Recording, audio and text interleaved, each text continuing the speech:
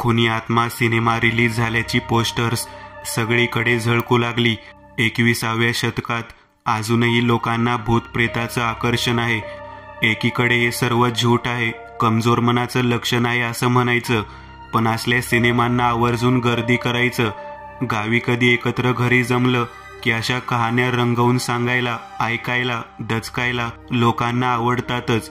आमचा ग्रुप देखील अपवाद नाहीच. आम्ही म्हणजे मी, संगम, दिलावर, सुनेश, देव, आमचा 5-6 जणांचा ग्रुप. ओळख अशीच नाक्यावर कधीतरी झालेली, मग एकत्र पार्ट्या, पिकनिक वरचेवर होत असे. अशा वेळी रात्री सर्वांना भूताच्या गोष्टी सांगून घाबरवायला मला जाम आवडतं. त्यामुळे यावेळी सर्वांनी मला टार्गेट करायचं ठरवलं. खुनी आत्मा रिलीज झाला. भयानक रक्ताळलेले चेहरे, अंगावर येणारं म्युझिक, त्यात 3Dचा थरार, त्यामुळे लोक फिरकेनासे झाले थिएटरला. पहिल्या 2 दिवसातच खुर्च्या ओस पडू लागल्या. त्यामुळे मधल्या दिवशी शेवटच्या खेळाला मी एकट्याने सिनेमा बघून यायचं अशी पैज लावली मित्रांनी माझ्यासोबत. अरे मला गुरुवारी रात्री कसं जमेल, शुक्रवारी लवकर उठायचं आहे, तालुक्याला जायचं आहे, शिवाय म्हातारी घरी एकटीच आहे आणि सिनेमा सुटल्यावर रात्री येऊ कसा? त्यावेळी बस बंद झाल्या असतील, रिक्षा तर नाहीच येणार. मी जमतील तेवढी कारणं देऊन पाहिली. तालुक्याला मी नेऊन सोडीन तुला बाईकवर, दिलावर पचकला. रात्री सिनेमा सुटेल तेव्हा मी आणि सुनेश तुला घ्यायला येऊ गाडी घेऊन. देवने त्याच्या परीने प्रश्न सोडवला. आता बहाणा करण्यासारखं काहीच उरलं नाही. मला जाण्या वाचून पर्याय नव्हताच. मला थिएटरवर सोडायला सुनेश आणि दिनेश आले. ते दोघं बाजूच्या थिएटरला मराठी सिनेमा पाहायला गेले. मी थोडं धडधडतच थिएटरमध्ये पाय ठेवला. संपूर्ण थिएटरमध्ये मी धरून जेमतेम 10 माणसं असतील. सिनेमा सुरू झाला. रात्रीची वेळ, खूप पाऊस पडतोय. आपला हिरो कार ड्राईव्ह करतोय, पण 2 फुटावर पुढचं दिसणं मुश्किल झालेलं. सोबत त्याच्या भरवशावर असलेली टच हिरोईन. वातावरणाचा ताण त्याच्याही चेहऱ्यावर स्पष्ट दिसतोय. अचानक त्याची गाडी बंद पडते. एवढ्या पावसात मेकॅनिक कुठे शोधणार? गाडीच्या उजव्या हाताला एक जुनाट हवेली. दोघे आश्रयासाठी तिथे जायचं ठरवतात. गाडी बाहेर येतात. ते बाहेर पडल्यावर हवेलीचं गेट खूप दिवसात तेल पाणी न केल्यासारखा आवाज करत आपोआप उघडतं आणि आत आल्यावर आपोआप बंद देखील होतं. हिरोईन हिरोला अधिकच बिलगते. हवेलीचा दरवाजा वाजवायला तो हात पुढे करतो, पण आतमध्ये असलेली पांढऱ्या साडीमधली एक स्त्री त्यांची वाट पाहत असल्यासारखी स्वतःच दरवाजा उघडते. अचानक एक घुबड फडफडत बाहेर पडतं आणि 3D इफेक्टमुळे आपल्यावर झेपावतं. थिएटरातलं तमाम पब्लिक दचकतं. असेच धक्के देत देत सिनेमा पुढे सरकत होता. इतक्यात माझ्या बाजूला कोणीतरी येऊन बसलं. जमेल तेवढं मला खेटून बसायला ते बघत होतं. मी पाहिलं, हवेलीतल्या बाईसारखी दिसणारी ती एक तरुणी होती. क्षणभर मला वाटलं 3Dमुळे खरोखर तीच पडद्याबाहेर आली आहे की काय. मला आता खरंच घाम फुटत होता. तू कोण आहेस? बोलताना माझी ततपप होऊ लागलेली. सर घाबरू नका, मी तुमच्यासारखीच सिनेमा पाहायला आलेली आहे. माझ्या मैत्रिणींसोबत माझी पैज लागली आहे. एकटीने येऊन हा सिनेमा पाहायचा अशी. मी तुमच्या लाईनीत कॉर्नरला बसली होते, पण सिनेमा बघताना खरंच घाबरायला होत आहे, म्हणून इथे तुमच्या बाजूला येऊन बसली आहे. तुम्हाला चालेल ना? प्लीज चालवून घ्या ना. मी उगाच फालतू बडबड करून तुम्हाला त्रास नाही द्यायची, ती बोलत होती. आपल्या बाजूला कुणीतरी आहे हा दिलासा मला देखील हवासा वाटत होताच. आता सिनेमा पाहताना मला एवढं घाबरायला होत नव्हतं. ती देखील आता बरीच कम्फर्टेबल वाटत होती. एकदाचा सिनेमा संपला. दोघे बाहेर आलो, पण मला न्यायला अजून दिवेश आणि सुनेश आलेले नव्हते. त्यांचा सिनेमा अजून सुटलेला नसावा. तिला घ्यायला देखील कुणीतरी येणार होतं, पण यायला वेळ होता. आम्ही बाहेर रस्त्यावरच बोलत उभे होतो. कसला भयानक होता ना सिनेमा. ती पुन्हा एकदा शहारली. ती हिरोईन कसे ना डोळे गरगर फिरवत होती. तिने डोळे थोडे फिरवून दाखवले. तिचे मोकळे केस कसे भीतीदायक वाटत होते ना. बोलता बोलता तिने तिचे केस पुढे घेतले. ए बाई, असलं काही तू इथे रस्त्यावर करू नकोस ग. मी घाबरत घाबरत तिला सांगत होतो तर तिला अजूनच चेव येत होता आणि ती मुंडी कशी फिरवत होती ना. ती बोलत होती, दाखवू का मी माझी मुंडी फिरवून, दाखवू. तिनं थोडं प्रयत्न करून पाहिलं पण नाही जमलं. काय झालं, दाखव की, दाखव मुंडी फिरवून. आता मला पण चेव चढला होता. का जमत नाही आहे मुंडी फिरवायला, मी विचारलं. तिने दोन्ही बाजूला मान फिरवून सांगितलं, थांब दाखवतोस तुला. असं बोलून गडगडाटी हसत मी माझी मुंडी 360 अंशातून फिरवून दाखवली. तिने एकच किंकाळी फोडली आणि जागच्या जागी खाली कोसळली. डोळे सताड उघडे आणि डोळ्यात भीती दाटलेली. एवढं काय घाबरायचं भूतांना, मला नेहमीच नवल वाटतं. भूत काही करतात का, मी काही केलं तरी का तिला, उगाच जीवानिशी गेली की नाही. जाऊ दे, आपण पुढच्या थिएटरपर्यंत चालत जाऊया, तोपर्यंत दिवेश आणि सुनेशचा सिनेमा सुटेलच. इथे एकट्याला थांबायला भीती वाटते बाबा. मी जवळजवळ धावतच सटकलो तिथून. दुसरी कथा.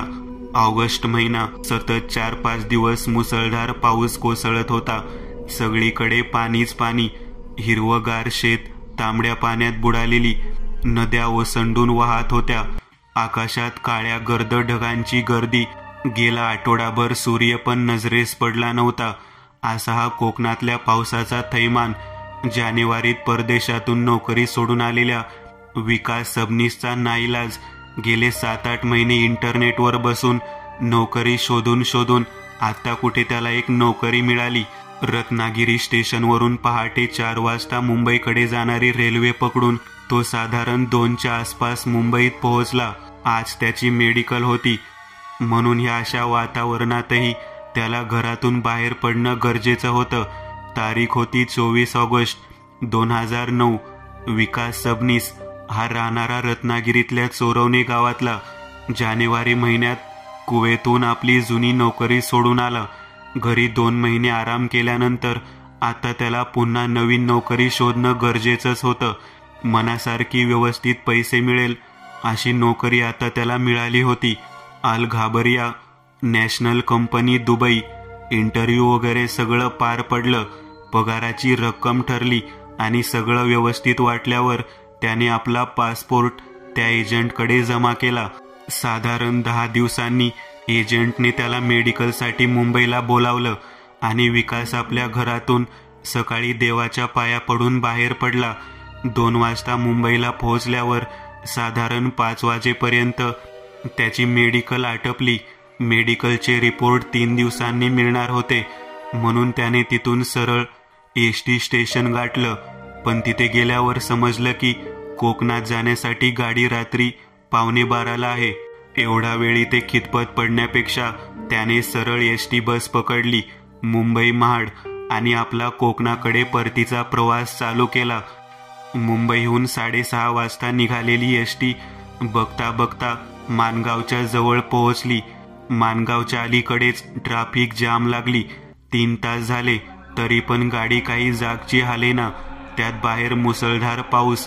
आता मात्र 3 तास झाल्यानंतर विकास त्या गाडीत बसून वैतागला. ही ट्रॅफिक कधी चालू होईल ह्याचा काहीच नेम नव्हता, कारण माणगावपासून 2-3 किलोमीटर अंतरावर पुढे अपघात झाला होता असं लोक सांगत होते. त्या गाड्या बाजूला केल्याशिवाय काहीही ट्रॅफिक हलणार नाही हे अटळ. विकास खिडकीतच बसला होता. बाहेर नजर टाकली. समोर दिसलं माणगाव रेल्वे स्टेशन. घड्याळात बघितलं, रात्रीचे 1:30 वाजले होते. मनात विचार आला, पाठीमागून येणारी कोकण रेल्वे आपल्याला मिळेल. त्याने आपली बॅग उचलली आणि तो त्या गाडीतून उतरला. चालत चालत रेल्वे स्टेशनवर पोहोचला. तिकीट घरात नजर टाकली. तिकडे कोणीच नव्हतं. विचार केला इथेच बसून येणाऱ्या ट्रेनची वाट बघूया. प्लॅटफॉर्मवर असलेल्या बाकड्यावर बसला. बाजूला आपली बॅग ठेवली. त्या माणगाव स्टेशनच्या प्लॅटफॉर्मवर कोणीच नव्हतं. सगळीकडे शुकशुकाट. पाऊस पण थांबलेला. हवेत गारवा तर होताच आणि बेडकांचे रातकिड्यांचे आवाज त्या भयान शांततेला भेदत होते. स्टेशनपासून साधारण 500 मीटर अंतरावर मुंबई गोवा हायवेवर ट्रॅफिक तशीच खिळून बसलेली. गाडीवाल्यांचे वाजणारे हॉर्न पण आता शांत झाले होते. प्लॅटफॉर्मवर फक्त विकास एकटाच. पाऊस पण थांबलेला. पहाटेपासून प्रवास करून थकलेला तो त्या बाकड्यावर बसून डुलक्या मारायला लागला. पण एवढे मच्छर होते की त्याला झोप काही लागेना. झोप तर खूप येत होती, पण त्या मच्छरच्या त्रासामुळे तो काही झोपेना. डुलकी मारायचा, पुन्हा उठायचा आणि मनात विचार होता तो येणाऱ्या ट्रेनचा. ट्रेन आली तर तिच्या आवाजाने जाग येईलच या विश्वासाने तो त्या बाकड्यावर बसून पुन्हा झोपण्याचा प्रयत्न करू लागला. मस्त थंडगार वारा आणि त्यात रातराणीचा सुवास, रातकिड्यांचा किरकिर आवाज आणि अशा ह्या मनमोहन वातावरणात त्याला कधी झोप लागली त्याला कळलेच नाही. थोड्या वेळाने त्याला कसल्या तरी वासाने गुदमरल्यासारखं झालं आणि जाग आली. विडीच्या धुराचा वास, तो वास एवढा गडद होता की त्याला तिथं बसणं कठीण झालं. त्याने इकडे तिकडे आजूबाजूला नजर फिरवली, पण कोणीच दिसलं नाही. मनातल्या मनात विचार केला, इथे तर कोणीच नाही. मग हा विडीचा वास कुठून येतोय? बॅगमधून पाण्याची बाटली काढली, पाणी प्यायला आणि पुन्हा बाटली बॅगमध्ये भरणार एवढ्यात त्याला जमिनीवर जळती विडी पडलेली दिसली. या इथेही जळती विडी, म्हणजे नक्की इथे कोणीतरी येऊन गेला आहे. त्याने आपल्या खिशात हात घालून बघितलं. पाकिट सही सलामत होतं. शेजारी बॅगमध्ये पण सामान सुस्थितीत होतं. पुन्हा विचार केला, आला असेल कोणीतरी, जाऊ दे. आणि त्याने कानाला रुमाल बांधून पुन्हा बाकड्यावर आपली मान टेकली. एका क्षणात तो झोपला. पुन्हा झोपमोड झाली. पुन्हा विडीचा वास. त्याने प्लॅटफॉर्मवर बघितलं. पुन्हा जळत्या विडीचा तुकडा दिसला.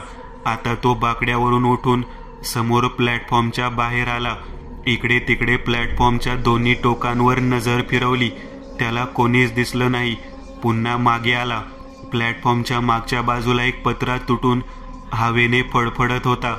याने त्या पत्र्याच्या उघड्या भागातून स्टेशनच्या मागे नजर टाकली. तिकडे पण कोणीच दिसलं नाही. पलीकडे ट्रॅफिक मोकळी होऊन गाड्या हळूहळू चालत होत्या. आता तो मनातून थोडा दचकला. इकडे एवढ्या रात्री, म्हणजे त्यावेळी घड्याळात 2:30 झाले होते. कोण आला असेल? कोणीच दिसत तर नाही.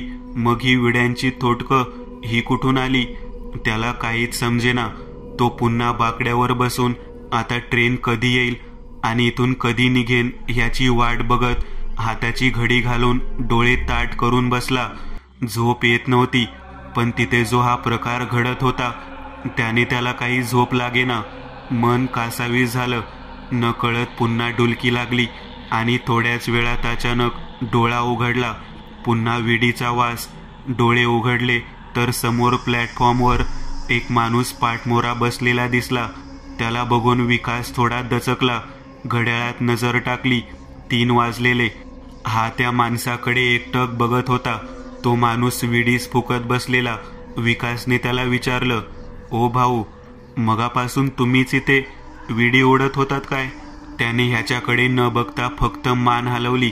आता विकासच्या जीवात जीव आला. हाच माणूस आहे म्हटल्यावर त्याच्या मनात आलेले सगळे विचार एका क्षणात पुसून गेले.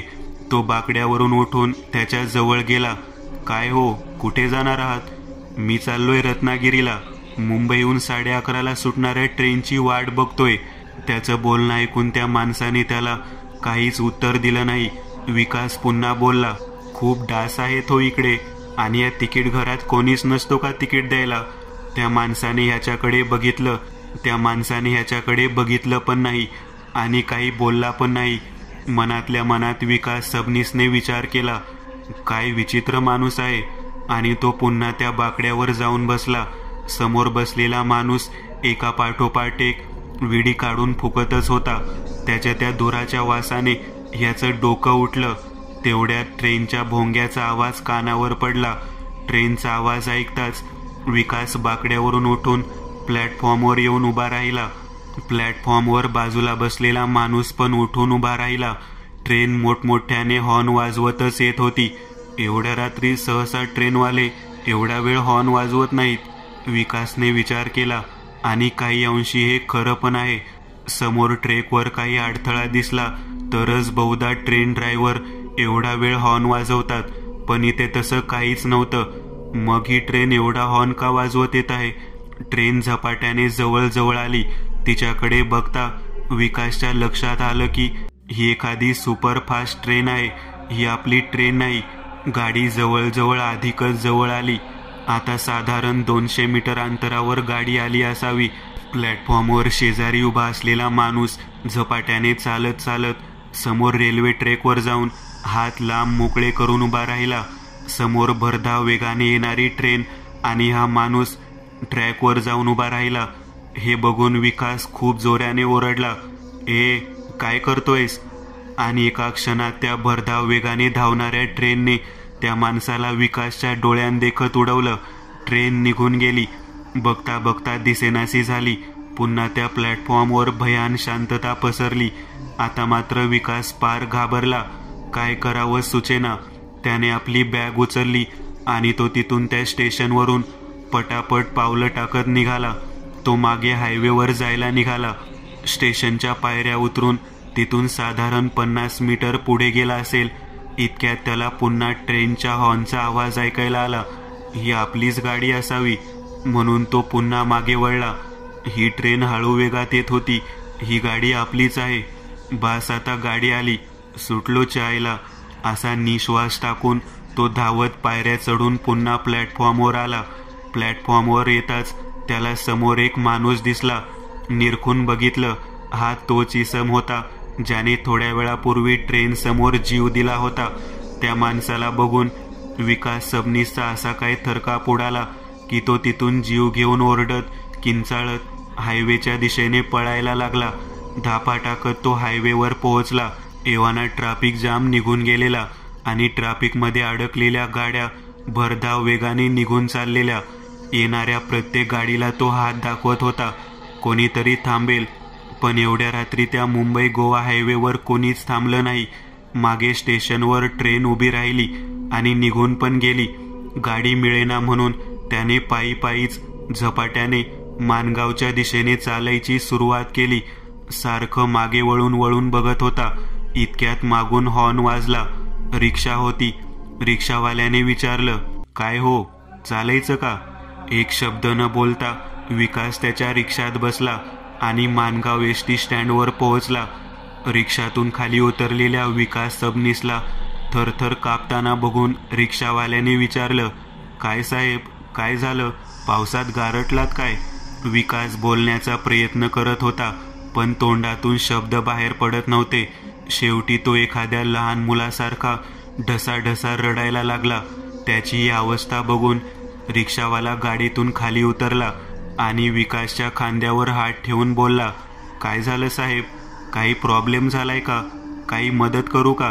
विकासने त्या माणसाचे दोन्ही हात पकडले आणि म्हणाला, देवासारखे धावून आलात भाऊ. नक्की काय झालं विचारला असता विकासने झाला प्रकार त्या रिक्षावाल्याला सांगायला सुरुवात केली.